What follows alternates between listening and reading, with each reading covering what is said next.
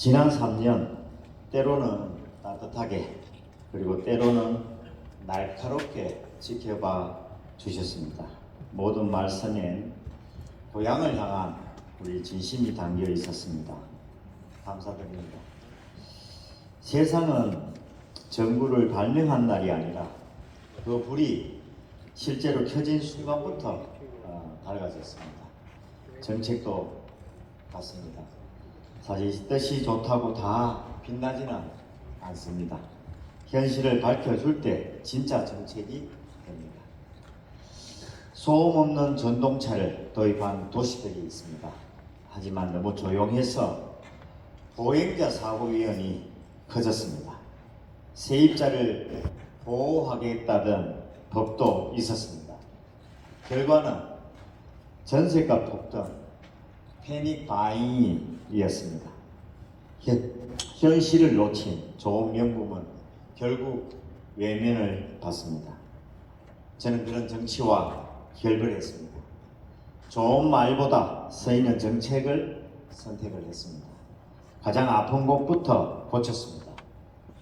시장이 동마다 한 130분 찾아갔습니다. 접수된 민원 435건 중 78%를 해결했거나 해결 중입니다. 오래 막혀 있었던 곳부터 열었습니다. 킨텍스 제3 전시장, 일산 테크노밸리 공사가 시작됐습니다. 메마른 창릉층과 공릉층 물길을 다시 틔웠습니다. GTX, CS, 교외선 3개의 철도가 열렸습니다. 서울 출퇴근 시간이 3분의 1로 줄었습니다. 10수년 방치된 대곡 역세권 땅도 지식융합단지라는 새 이름으로 태어납니다. 돈이 없다고 멈추지 않았습니다. 공모사업으로 4,700억 원을 끌어왔습니다. 모두에게 조금씩 주는 선심성 예산이 아니라 꼭 필요한 곳에 정확히 쓰는 전략적 재정으로 바뀌었습니다. 그 결과 시민의 긍정적 평가가 1년차에 61%에서 지금은 77.4%까지 올라섰습니다. 시민이 바란 건 이념이 아니었습니다. 명분도 아니었습니다. 오직 해결이었습니다. 그래서 저는 실용의 3년을 넘어 도약의 5년을 시작합니다. 분당과 일산은 같은 시기에 태어났습니다. 둘 다 원도시를 밀어낸 계획도시입니다. 한 도시는 기업이 들어왔고 다른 도시는 청년이 떠났습니다. 차이는 분명했습니다. 멈출 줄 아는가 아닌가. 고향은 멈추지 못했습니다. 물러서야 할 때 물러서지 않았습니다. 2010년부터 10년 넘게 고양시는 공동주택 약 2,100건, 오피스텔 77건을 허가했습니다.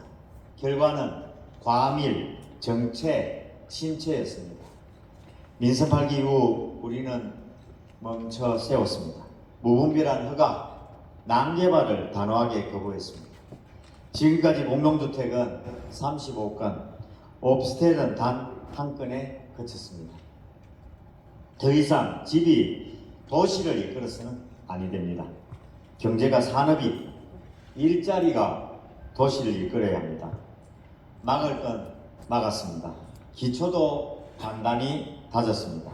이제 올릴 차례입니다. 고향 경제 빌드업 할 시간입니다. 고향은 수도권에서 가장 빠르게 늙어가는 도시입니다. 11만 자영업자는 내수에 갇혀 버티고 있습니다. 지금 바꾸지 않으면 또 10년이 그냥 지나갑니다. 1962년 박정희 대통령은 말씀했습니다. 수출로 먹고 살겠다.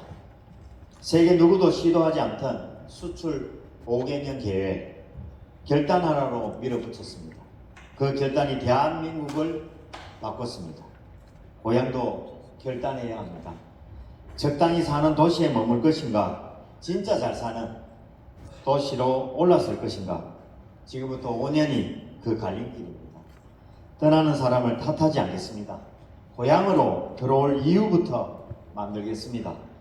그 해답이 바로 지노믹스 5개년 계획입니다.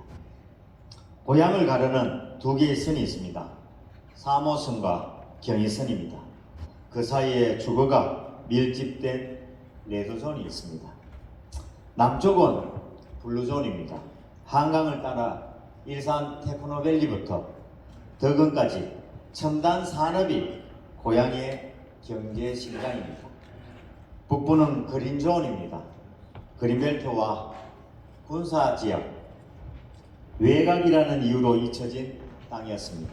이제 스마트팜과 영상문화 산업으로 미래를 심겠습니다. 블루존과 그린존 위에 고향만의 방식으로 5대 성장 전략을 얻겠습니다. 고향은 더 이상 서울의 값싼 대안이 아닙니다.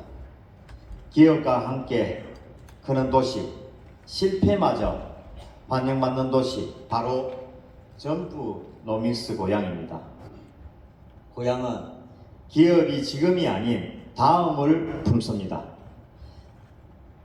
스타트업, 예비 유니콘 같은 점프업 기업 1,000개를 고향에 모으겠습니다. 본사는 서울에 있어도 괜찮습니다. AI 연구소, R&D 센터, 신사업본부 같은 미래본부는 고향이 품겠습니다. 선거는 이미 나와 있습니다. 경기 북부 최초 벤처기업 육성 촉진지구 지정, 반년 만에 기업수 8% 증가, 일자리 1,000개를 창출했습니다. 이제는 확장입니다. 고향 전역으로 점프업 벨트를 만들겠습니다. 전략의 핵심은 바로 고향 경제자유구역 지정입니다. 서울 공항과 맞닿은 최대 글로벌 시정으로 만들겠습니다. 신청 면적은 처음 계획했던 940만 평보다는 줄었습니다. 하지만 우리는 크기보다 속도를 택했습니다. 완벽한 설계보다 실행 가능한 계획을 택했습니다. 그 선택이 고향의 시간을 안 당길 것입니다. 줄일 건 면적입니다. 뿐입니다. 경제도시를 향한 의지는 1%도 줄지 않았습니다. 송포, 가자, 장안, 대화의 두 권역에 대해 산업통상자원부 자문과 적정성 검토를 거쳐 올해 신청하고 내년 상반기 지정을 목표로 합니다. 이는 시작일 뿐입니다. 고향의 경제자유구역은 더 넓어질 것입니다. 바이오, 스마트 모빌리티, K컬처, 마이스 4개의 산업을 끝까지 밀겠습니다. 단어만 들어도 고향 경제자유구역이 떠오르게 하겠습니다. 이번 달 일산 테크노밸리 분양을 시작합니다. 이미 110건 23만 4천 평의 투자 협약이 체결됐습니다. 2026년까지 고양시 도심 한복판에 바이오, 스마트 제조, 미디어가 집약된 첨단 산업단지를 완성하겠습니다. 대구역은 함께 발표된 4개 지구 중 인구 밀도가 가장 낮습니다. 이제 경제 밀도를 높일 차례입니다. 2026년 지구 지정, 2031년 입주 목표로 AI, 컨텐츠, 빅테크 등이 융합된 실리콘밸리형 허브로 키우겠습니다. 고향, 김포, 파주, 서북부 세 도시를 하나로 묶으면 소비 인구가 210만, 땅이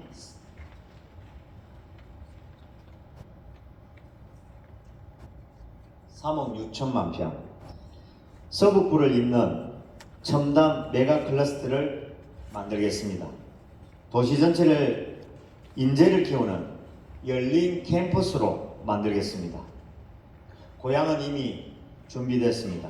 외국인 유학생 인프라도 세계 해외대학 설립 협약도 갖췄습니다. 도시 안에 대학이 만들어진 사례는 많지만 대학이 도시를 만든 사례는 옥스퍼드시뿐입니다. 고향이 한국의 옥스퍼드가 되겠습니다. 둘째, 인공지능으로 도시를 움직이는 AI 노믹스입니다. AI를 쓰는 도시는 많습니다. 하지만 AI로 먹고 사는 도시는 거의 없습니다. 고향이 그 첫 번째가 되겠습니다. 개발도, 실험도, 투자도 스스로 해내는 기술 자급자족 도시가 되겠습니다. AI, 로봇, 빅데이터 이 세 가지 기술을 5년 안에 먹고 사는 산업으로 키우겠습니다. 그 출발은 공공서비스입니다. 2023년 시작한 거점형 스마트시티 사업 올해 완성합니다. 고향은 이제 기다리는 도시가 아닙니다. 예측하고 움직이는 도시입니다. 드론이 먼저 사고를 발견하고 집안의 변화는 AI가 먼저 감지합니다. 3천여 개 CCTV와 스마트폴 같은 인공지능의 눈이 시민 일상을 24시간 지킵니다. 도시 전체를 가상 공간에 복제해서 재난이 현실이 되기 전 미리 겪고 미리 막는 디지털 트윈 도시로 진화합니다. AI는 단독 산업이 아닙니다. 모든 산업의 기본 조건입니다. AI와 결합하는 순간 로봇은 일하고 물류는 빨라지고 의료는 정밀해집니다. 이 변화들이 만드는 AI 플러스 허브를 일산부터 대구까지 한강벨트 중심에 펼치겠습니다. 기술로 이끌고 투자로 밀겠습니다. AI 센터 연구단지, 글로벌 R&D 고향으로 유치하겠습니다. 성사혁신지구는 AI 산업의 싱크탱크가 됩니다. AI 캠퍼스, AI 로봇 센터, 스마트 시티 센터가 들었습니다. 셋째, 움직임으로 먹고 사는 도시, 모빌리노믹스 고향입니다. 물자가 움직이는 속도와 규모가 도시 가치를 결정합니다. 자율주행, 하늘길, 스마트 물류, 고향이 가장 먼저 깔고 가장 먼저 투자받겠습니다. 서울에는 공간이 없습니다. 지방에는 기반이 부족합니다. 고향은 공간과 인프라를 모두 갖춘 모빌리티 테스트 베드의 최적지입니다. 2천억 규모 스마트 물류 고향에서 시작합니다. 2027년 로봇이 출고부터 배송까지 책임지는 수도권 첫 실정 도시가 됩니다. 도심 항공교통도 고향이 가장 앞서갑니다. 내년 킨텍스와 김포공항을 잇는 하늘길이 열립니다. 버티포트, R&D 단지, 정비, 드론 클러스터까지 하늘길 산업의 필수 인프라를 고향에 완성하겠습니다. 고향 자율주행버스가 내년 첫 선을 보입니다. 거리마다 촘촘한 IoT 센스, 통행 속도를 20% 높인 스마트 교차로까지 정체도, 대기도, 낭비도 없는 산무교통 시스템을 완성하겠습니다. 넷째, 고향은 한국의 브로드웨이, 테스타노믹스로 도약합니다. 고향은 무대의 도시입니다. 80년대 예술인의 직결지였던 백마역, 킨텍스, 호수공원, 아람 어울린누리, 세계 방송사, 종합운동장까지 무대는 늘 있었습니다. 이제 그 무대를 브랜드로 완성할 차례입니다. 고향 종합운동장을 공연장으로 바꾼 지 1년, 관객 69만 명이 찾아왔습니다. 무대는 소비를 만들고 소비는 산업이 됐습니다. 공연, 전시, 방송, 스포츠까지 제대로 보려면 고향으로 가라. 이 말이 현실이 됩니다. 콘텐츠가 도시를 선택하는 시대, 고향시가 선택받는 도시가 되겠습니다. 2029년 아레나가 완공된다면 아람누리부터 호수공원, 킨텍스, 라페스타까지 도시 전체가 경험을 사고 파는 쇼룸이 됩니다. 그 중심에 킨텍스가 있습니다. 2028년 제3전시장과 주차 빌딩, 2029년 앵커 호텔 완공, 지상과 지하, 전시장과 상권이 연결된 완성형 마이스타운으로 진화합니다. 무대의 완성은 숙소입니다. 호텔 없는 무대 없습니다. 브로드웨이만 봐도 알 수 있습니다. 타임스퀘어 1km 반경에 호텔만 수백 개가 넘습니다. 머무는 순간 소비는 2배 이상 늘어납니다. 하지만 지금 고향은 무대만 빌려주고 소비는 서울에 내주는 도시입니다. 이제는 끝내야 합니다. 그 열쇠는 S2 부지입니다. 10수년 가까이 방치된 호텔 부지, 고향의 가장 큰 자산이 팔지도 짓지도 못한 채 묶여 있습니다. 의회가 그 매각을 그득 가로막고 있기 때문입니다. 이건 단순한 반대가 아닙니다. 시민의 이익을 가로막고 도시의 시간을 늦추는 행위입니다. 이제 고향은 경험이 쌓이고 소비가 머무는 도시가 되어야 합니다. 호텔 1만실을 목표로 단호히 차근차근 준비해 나가겠습니다. 2026년 방송 영상 밸리, 2027년 IP 융복화 콘텐츠 클러스터가 완공됩니다. 스튜디오, 장비, 기업, 인재가 보이고 누구나 창작자가 되는 한국형 스튜디오 시티를 만들겠습니다. 라페스타 상권을 유통해서 경험의 거리로 바꾸겠습니다. 공실 많은 이천 상가는 임대조건 완화를 협의해 셀러, 유튜버, 공방장인이 공간을 채우게 하겠습니다. 커피의 모든 것이 직결된 바리스타 거리를 조성하겠습니다. 다섯째, 생태로 성장하는 에코노믹스 고향입니다. 대한민국 최대 생태벨트 고향에 있습니다.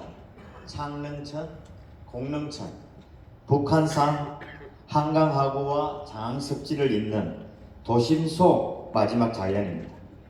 기후위기, 균형발전, 외곽지역 등 국가가 외면한 과제를 고향이 품겠습니다.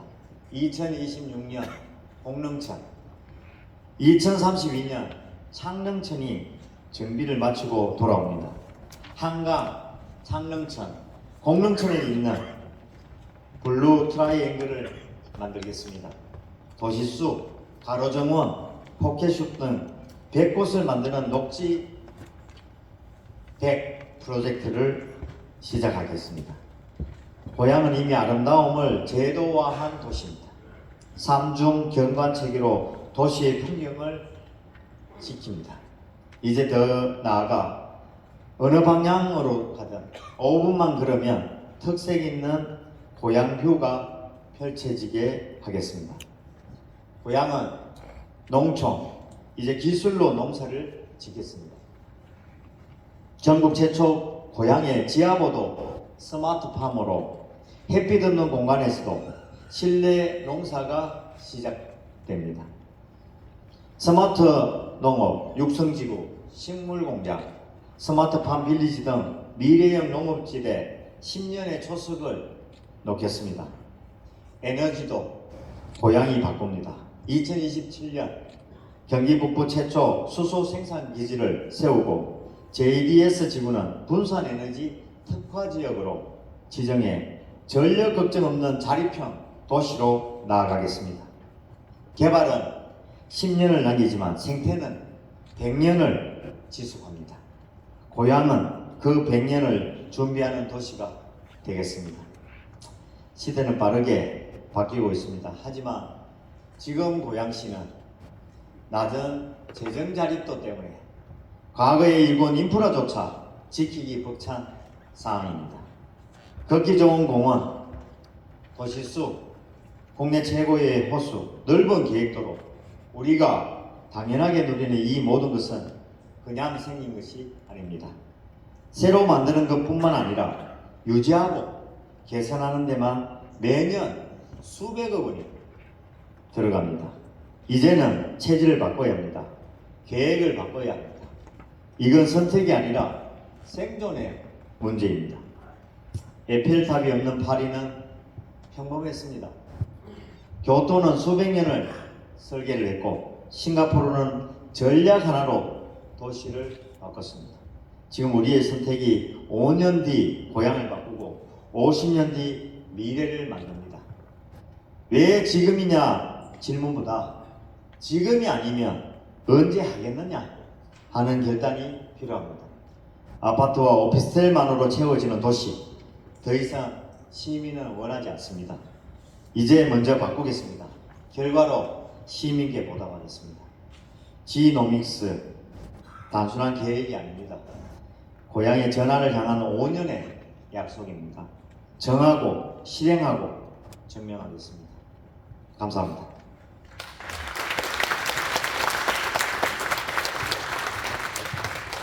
네, 감사합니다, 시장님.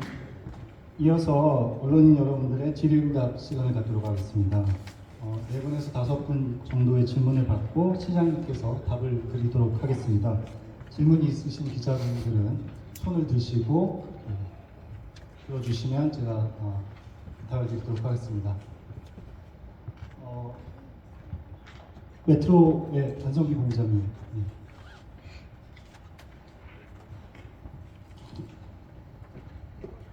메트로 신문의 한성기 기자입니다.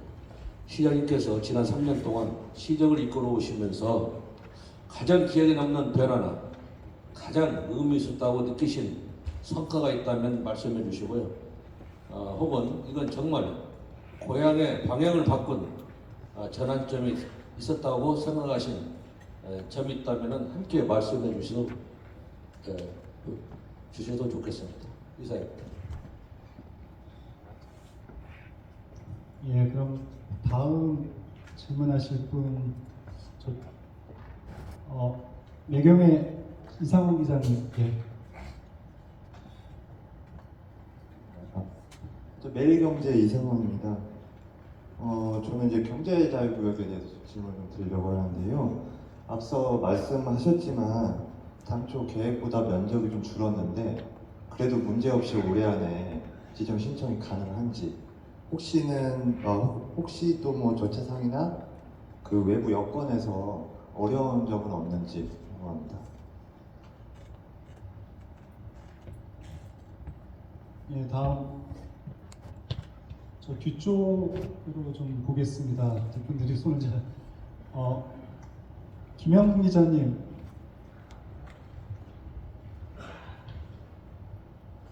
네, 안녕하세요. 필드뉴스의 김형근 기자입니다. 네, 고양시를 위해 힘써주셔서 감사합니다. 지난 3년 동안 고양시가 보여준 변화 정말 눈에 띄는 부분이 많았는데요. 다른 도시에서 보기에 어려운 시도도 많았고 고양시만의 색깔이 분명해졌다는 평가도 나오고 있는 것 같습니다. 다만 한편으로는 다른 지자체에서는 여전히 진행 중인 청년 기본소득이나 지역화폐, 인센티브 같은 정책들이 고양시에서는 중단된 부분에 대해서 아쉬움을 표하는 시민들도 있는 것 같은데요.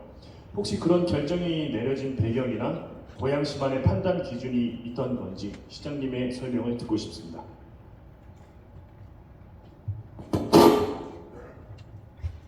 몇 분 더 받도록 하겠습니다. 이쪽에서 최종복 기자님. 네, 안녕하십니까. 대한민국 최종복 본부장입니다. 지난 3년 동안 우리 이동관 시장님 고생하셨는데 오늘 지노믹스 발표를 하셨는데 이게 꼭 5년이라는 계획을 하셨는데 지금 이제 임기 말년인데 5년이라는 게 대한 의미가 어디 있는 건지 그리고 또 이게 이렇게 단순한 계획이 아니고 도시의 큰 변화를 방향을 하는 중장기 계획인 것 같은데 이 중장기 계획에 대해서도 좀 묻고 싶고요. 5년에 왜 5년인지 5년에 대한 의미에 대해서 설명을 한번 듣고 싶습니다. 이상입니다. 예, 마지막으로 한 분 더 받아보도록 하겠습니다. 브릿지경제 조광진 부장님. 안녕하세요. 브릿지경제 조광진입니다. 오늘 이렇게 거창하시고 좀 획기적인 5개년 계획을 발표가 됐는데 이것을 보면은 예산 확보나 사업 추진 중에서 이 핵심 단계마다 시의회하고 협조가 절대적으로 선행돼야 하는 상황으로 판단이 됩니다. 하지만 지난 3년간을 되돌이켜보면 집행부하고 의회의 관계는 갈등과 마찰이 극에 달했었는데 이것이 지금 현실인데 이러한 상황 속에서 과연 의회와의 신뢰와 협력을 어떻게 끌어내실 건지 단순한 소통을 넘어서 구체적인 전략이나 변화된 접근 방식에 대한 보관이 있으시면 말씀해 주시기 바랍니다. 네, 시장님. 네, 한 분 더 하세요. 한 번 더 한다면 토마스의 목사님. 그러세요. 여기. 예. 다도시대 이상현 기자입니다. 이번에 고양시가 일산경제기업 자유구역 지정에 대해서 축하한다는 말씀 먼저 드립니다. 그런데 일각에서 이게 고양시의 미래와 관련이 있다는 사안인 만큼 조금 시간이 걸리더라도 충분한 논의와 검토가 필요하다고 하는 의견이 있는 것으로 알고 있습니다. 이런 우려에 대해 시장님께서는 어떤 입장인지 밝혀주시기 바랍니다.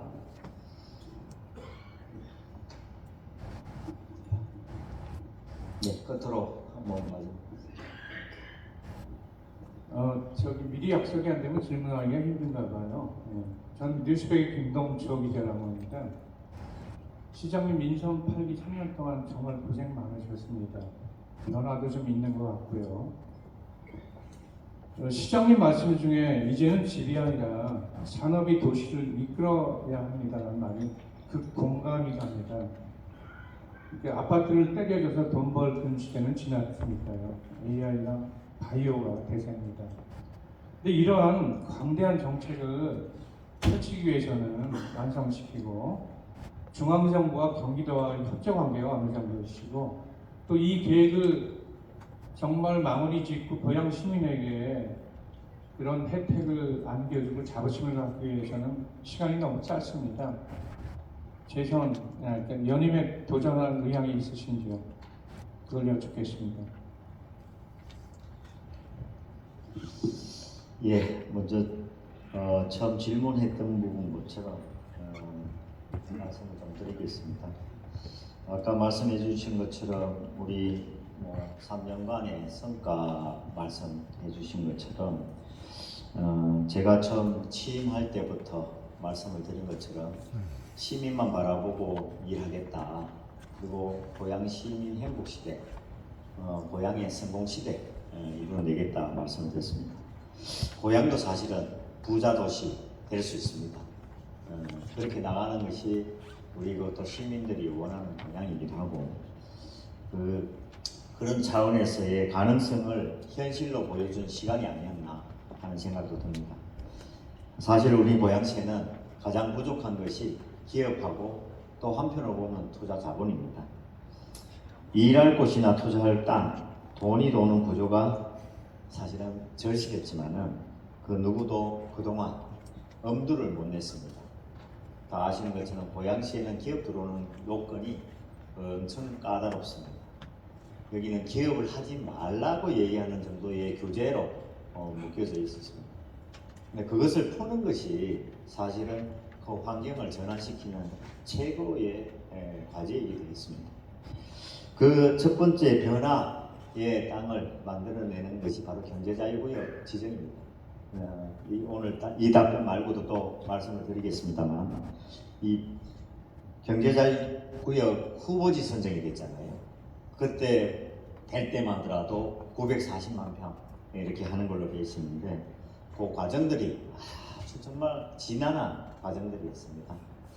그 다음 벤처기업 육성 촉진지구 지정 됐잖아요.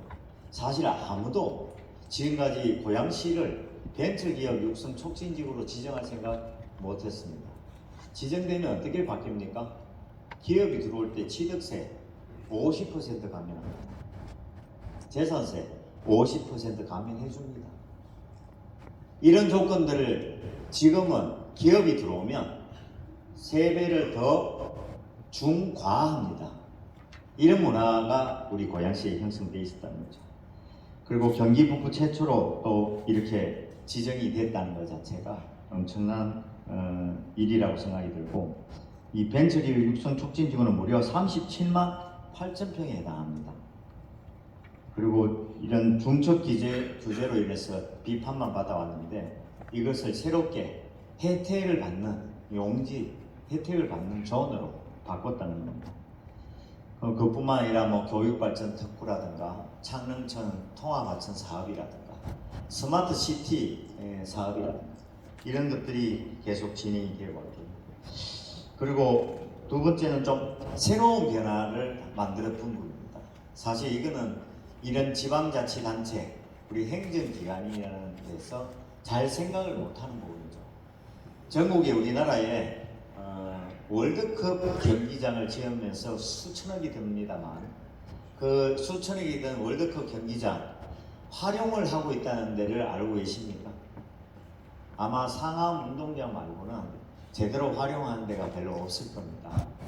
근데 우리는 월드컵 경기장도 아닙니다. 메인 스타디움이죠. 이 종합운동장에 축구만 경기를 하도록 만들어져 있는 이 구조를 새롭게 변화를 해서 공연이 가능하도록 만들었습니다. 이 공연이 만들어지면서 어떻게 보면 우리가 갖고 있는 자원을 혁신적으로 활용하는 방안을 제시했다고 합니다. 이 자체 공연장을 만들다 보니 자체 수익을 올리는 것은 물론 고양시 브랜드가 확 바뀌었습니다. 그래서 이름이 하나 만들어졌습니다. 고양콘이라는 이름이. 들어보셨을 겁니다.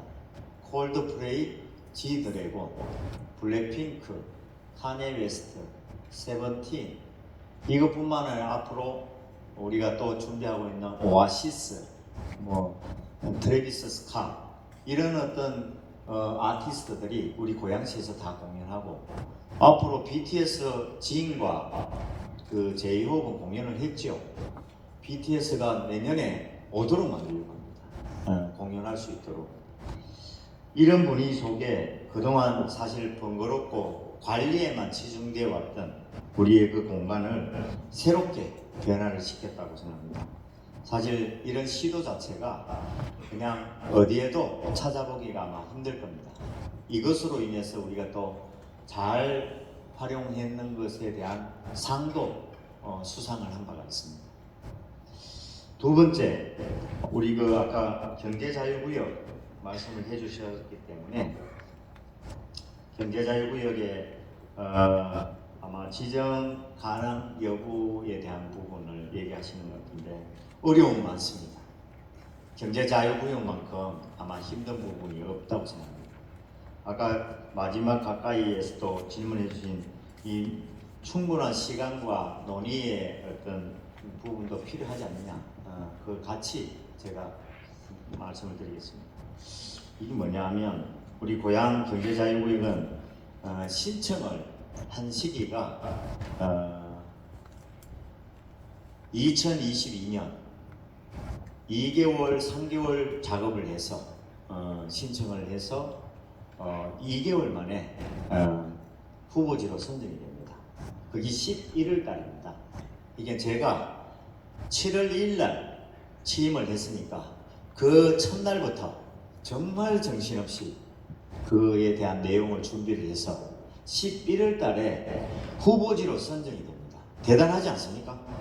엄청난, 저는 뭐 도저히 상상이 안 될 정도의 빠른 시간에 그런 과정을 겪었다고 저는 생각합니다.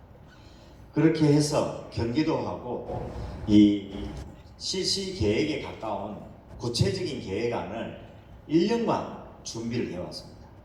그 준비한 1년이면 기간으로 보면 정확하게 2023년 11월이 돼야 되지 않습니까? 근데 제대로 안 됐습니다. 뭐 경기도에서도 계속 그 부분을 좀 딜레이하고 지연하고 그 다음에 용역이 안 됐다 해서 그런 부분으로 연기가 되면서 이 완성된 시기는 2024년 정도에 만들었습니다. 그러고 난 다음에 이걸 신청서를 제출해야 될 거 아닙니까? 근데 그 신청되는 시기에 제출을 하는 시기가 또 1년을 보냈습니다. 또 1년을. 그리고 협의한다고 또 1년을 보낸 겁니다. 그래서 지금 같은 경우에 벌써 3년이 꽉 찬 3년이 지내버립니다. 이런 분위기 속에 우리가 지금 경기도가 사실은 신청권자이기 때문에 우리가 신청권자가 못 됩니다. 이게 광역에서 선정을 하고 후보지를 선정하고 신청을 하게 되거든요. 그래서 신청권자이기 때문에 산업통상자원부로 최종 신청 시기를 지금 조율 중입니다.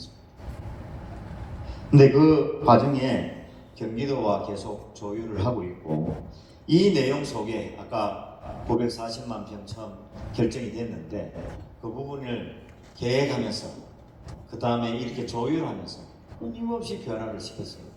그래서 지금은 송포 가자와 장항 대화의 두 지역으로 구역을 구분을 해서 신청할 계획입니다.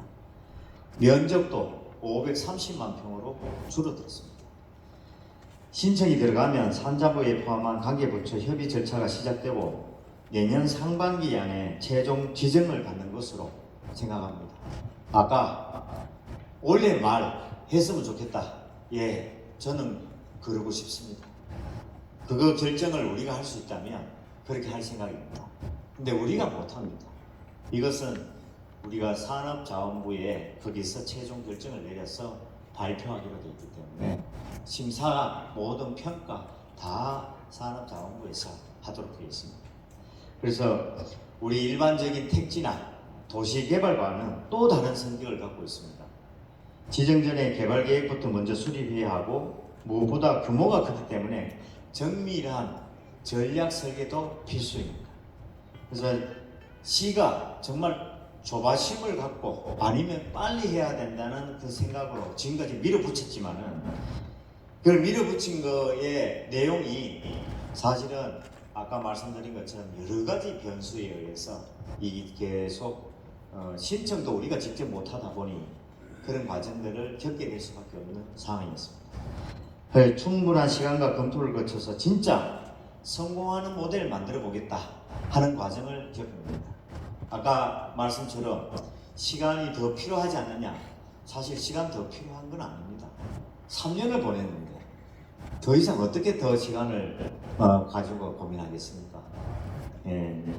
자, 개발 계획은 사실은 고향만의 이 지리적 장점과 또 기존 인프라에 대한 부분을 얼마든지 이렇게 내세우면서 준비를 했습니다.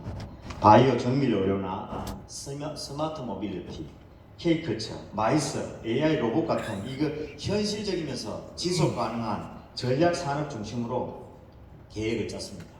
그 사이에도 수차례 걸쳐서 산자부와 전문가의 자문을 거쳤습니다.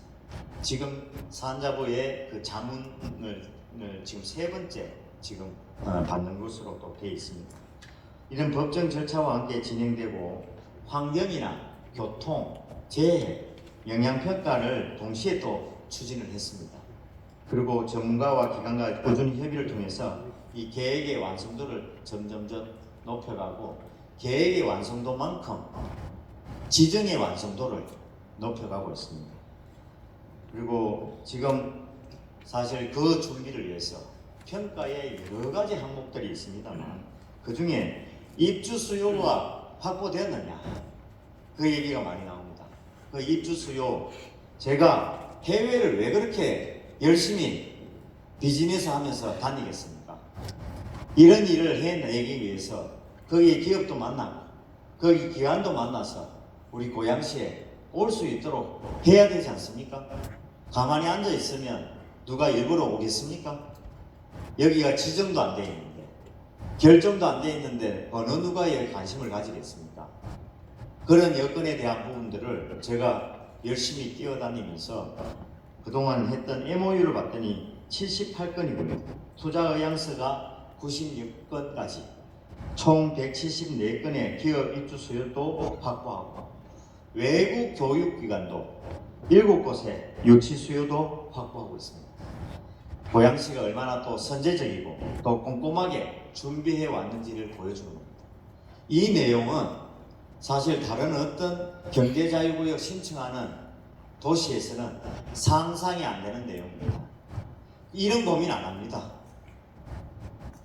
고양시가 가장 힘든 환경 속에서 이 지정을 받으려고 고민을 하다 보니 이 내용에 대한 부분들을 확실하게 만들어가기 위해서 이런 과정이 있었다고 말씀을 좀 드립니다. 고양경제 이제는 비약적으로 도약시킬 기회라고 저는 생각합니다.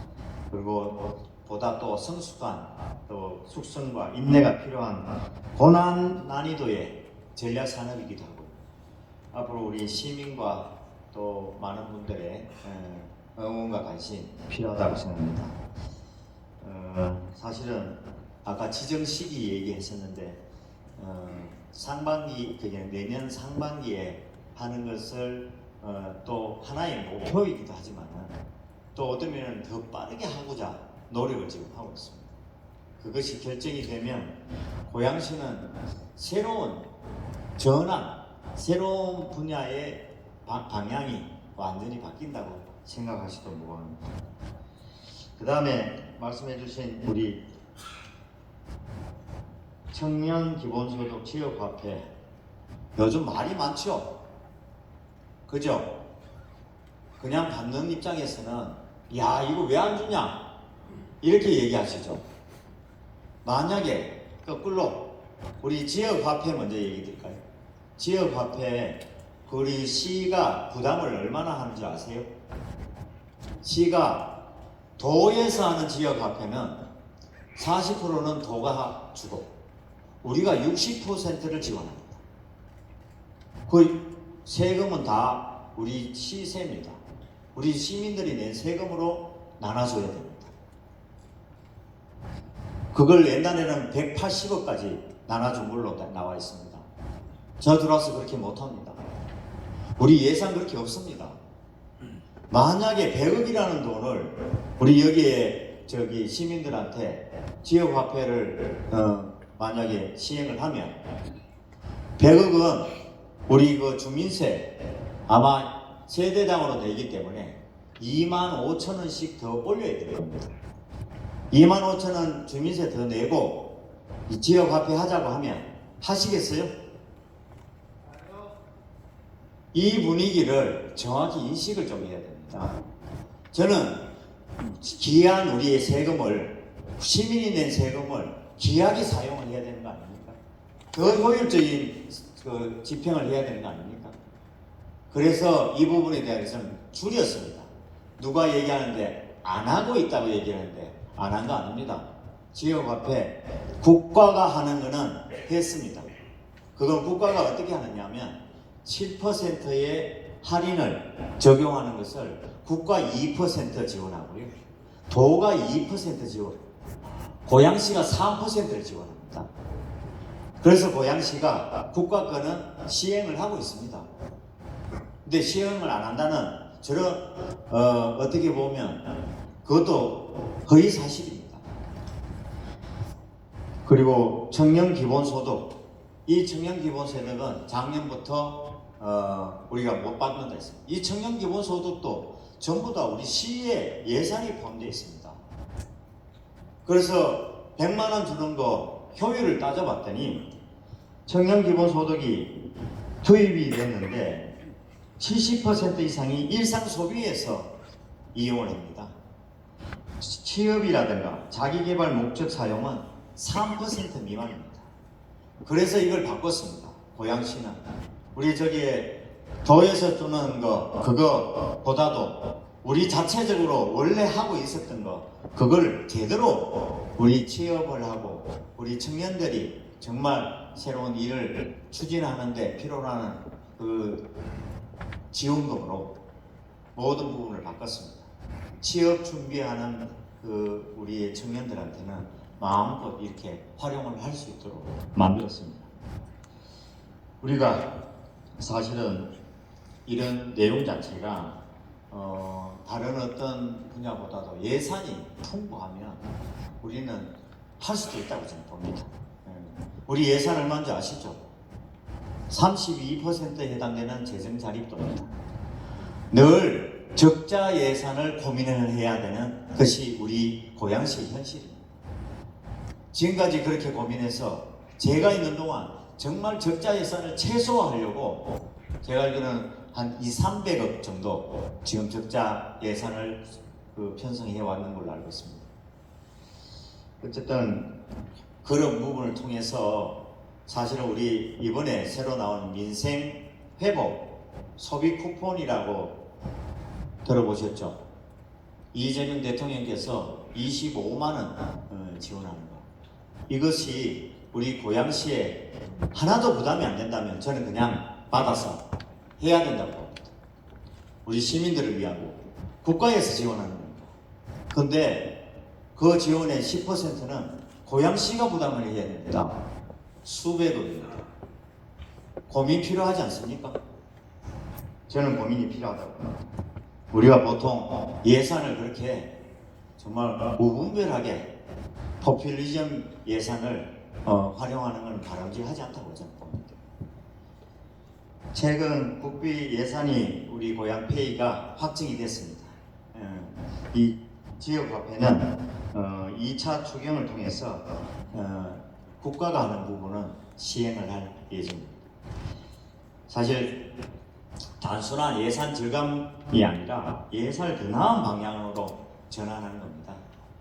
그래서 소비 유도 중심에서 좀 벗어나서 실질적인 이 효과가 나타나고 성과가 나타날 수 있는 정책으로 전환해 나가서 우리의 미래 세대 그리고 지역 경제의 지속 가능성, 소상공인의 자생력을 키우는 투자 필요하다고 저는 봅니다.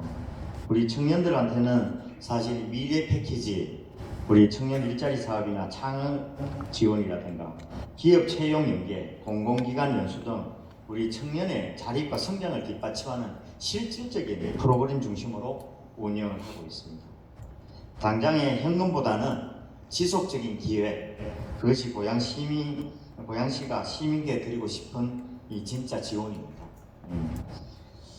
그 다음에 아까 경제개발 5개년이 5년이라는 걸 왜 했냐고 말씀을 또 주셨는데 5년이라는 기간이 사실 어떤 일을 추진해 나가는데 기본적인 기간이더라고요. 제가 해보니까 아까 설명 더 이상 안 해도 되죠. 경제자유구역 해보니까 실제로 벌써 3년이 지나버렸어요. 처음 바로 스타트를 했는데도 3년이 지났어요. 5년이라는 기간은 바로 그런 것을 의미하기도 하고 그 틀을 잡는 그 방향에서도 5년이라는 기간이 필요했는데 이것은 아까 박정희 대통령 수출 5개년 계획 말씀드렸죠. 저는 박정희 대통령께서 이런 고민을 하셨다는 것 자체가 대단하다고 생각합니다. 저도 동의하는 의미에서 이 5개년 계획을 수립을 하고 있습니다. 하여튼 경제발전 계획이 이렇게 가서 임기하고 상관없습니다. 고양시에 나가야 할 방향을 제시하는 부분이기도 하고 그걸 통해서 우리 고양시의 경제가 새로운 전환을 할 수 있는 하나의 시기라고 합니다. 목표가 5년 정도면 실현성과 그리고 앞으로 가능성 그리고 나가야 할 방향에 대한 부분을 잡기에는 참 괜찮은 기간이라는 생각으로 그렇게 만들었고요. 5년 동안 우리가 그동안 했던 일산 테크노밸리나 경제자유구역, 방송영상밸리, 대곡 역세권 지식융합단지, K컬처밸리 아레나, 각종 철도 노선, 그리고 교육발전특구 등 이런 것이 본격적으로 실행이 시작되는 시간일 수도 있습니다. 하여튼 살기 좋은 도시 중요합니다. 노인만이 아니라 청년이 살고 싶은 도시로의 전환이 또 필요합니다. 일자리와 기회, 그리고 기술과 문화가 함께 작동하는 도시, 이게 바로 우리 미래 고향의 도시가 아닌가 싶습니다. 그리고 아까 질문 하나가 더 있었는데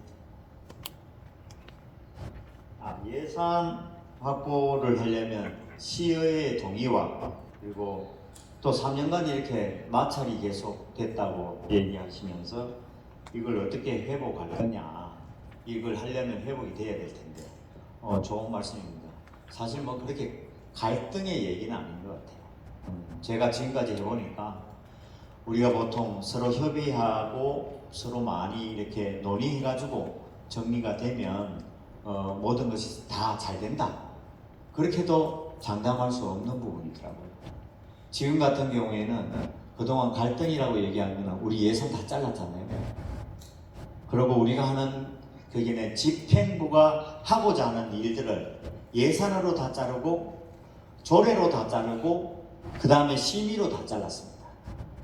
그 내용 중에 하나가 우리 준예산 체제에 우리 되어 있는 거는 다 알고 계시잖아요. 그리고 한 번은 시책 추진비를 비롯한 업무 추진비 그리고 출장비 다 제로 만들었습니다. 하나도 일을 못하게 만든 그 과정이 있지 않았습니까? 그게 5개월 내내 그렇게 지속됐습니다. 그리고 우리가 얘기하는 조직 개편 기억나시죠? 아니 새로운 시장이 취임을 해서 시작을 하도록 만들어주는 걸 최소한 그래도 도움이 되도록 해줘야 되는 게 기본 아닙니까? 조직 개편 1년 1개월 만에 겨우 통과시켰습니다. 다른 데는요 조직 개편을 6번씩 했습니다. 우리 조직 개편 한 번 하고 지금 2번째 하는 것도 아직도 계속 부결시켰어요. 못하게 만듭니다. 이렇게 반복적인 행위를 계속 해오는 과정 속에 사실은 아까 말씀드린 그 일은 그 일이고 우리가 해 나가야 할 방향에 대한 부분을 중심 잃지 않고 추진해 왔던 것이 지난 3년이라고 생각합니다. 예산을 의도적으로 하든 뭐 그런 걸 통해서 뭐 얘기가 되더라도 어쨌든 말씀드렸던 이 5개년 계획을 만들어내 나가려면 의회하고 지속적인 협의 필요합니다.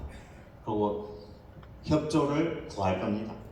그리고 그동안 뭐 어떻게 보면 계속 일방적으로 저지하고 또 뭐 훼손해 왔다고 생각하는 부분 저는 더 이상 고민 안 하려고 합니다.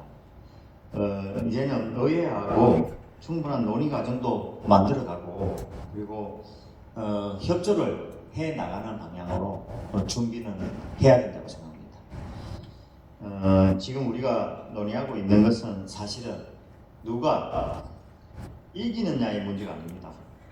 도시가 어디로 가느냐가 우리가 지금 고민해야 할 내용이라고 생각합니다.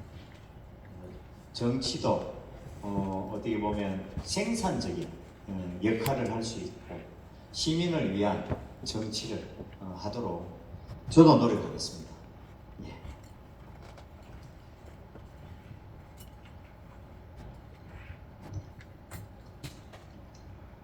예, 시장님 감사합니다. 수고 많으셨습니다. 그럼 이상으로 오늘 기자회견을 마치도록 하고요. 오늘 정말 무더운데 여기 함께해 주신 언론인 여러분들께 다시 한번 감사의 말씀드립니다. 참고로 오늘 저희가 보도자료를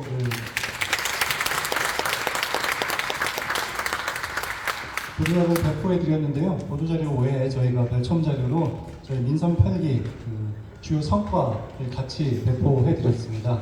많이 관심 가져주시고 보도도 많이 부탁드립니다. 감사합니다.